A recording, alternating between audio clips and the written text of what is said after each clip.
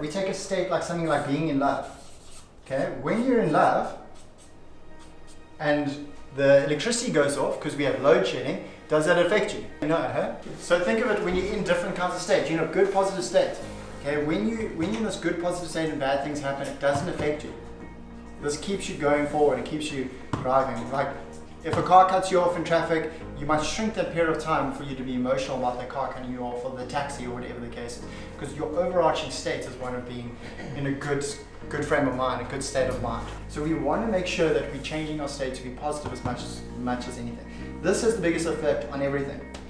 Whether you grew up in a good family or a bad family, a money conscious family or a poor conscious family, whatever the case is. So we can rectify whatever's happened to us in the past. Just like you can now learn a different language later on in life, even though you grew up in an English household or Afrikaans household or whatever the case is. And then you just take a strategy instead of us just talking about these things all the time and never doing anything about it. So we have to control this as much as possible.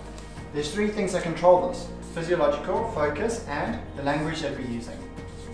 Okay, so those three things control our state all the time. Try and focus, try and find what's one good thing that happened on the weekend, what's one good thing that happened in February, what's one good thing that happened in 2020. Why do we do that? Because we're trying to focus in on good things, because there always are positive, there always are negative things. So we need to make sure we're spending time focusing on good things, because there is so much good in the world, but also on what our goals are. So that's why we want to write down our goals as much as possible. If we don't have something that we're aiming towards, we're going to just go off in any direction. Bad things are going to happen along the way, but we get over it because we don't emotionalize that much, because we're heading towards our goal. Even when you're playing golf, no matter what, however many shots you've had, you're in a bunker, you're in the water, you're in a hazard, you still know that this is where I need to get to. I'm going to get out of here. You don't ever, in the middle of a hole in the golf course, go, I'm in the bunker, oh, I can't continue playing golf anymore because I'm in the bunker. You just go like, this is just part of my journey, I'm in the bunker, I've got to get out, I've got to get my ball into the hole. And then what happens the next hole? I restart at zero. So it's kind of like a new day, a new month, a new week, a new year, where you start again. And what do a lot of people that play golf do?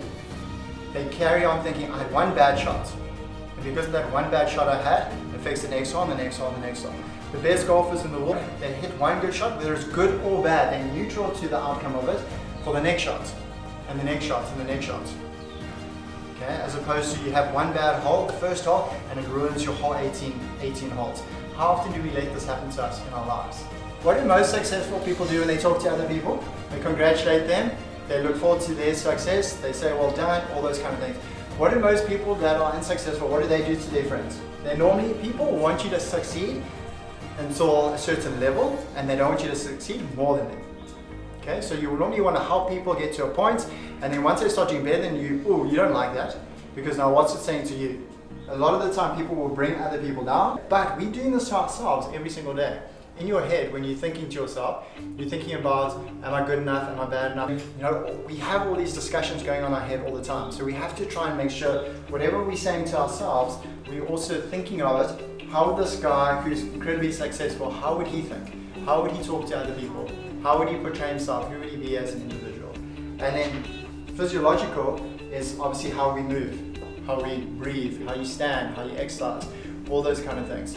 This has the biggest impact on everything.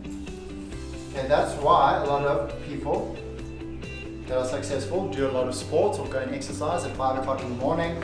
They wake up early, they're out in nature, they're breathing, they're meditating, they're running, they're swimming, they're gymming, they're doing whatever they can possibly do, because this has the biggest impact on how their state is, and their state's going to have an impact on what they think of themselves and then what they actually go and do.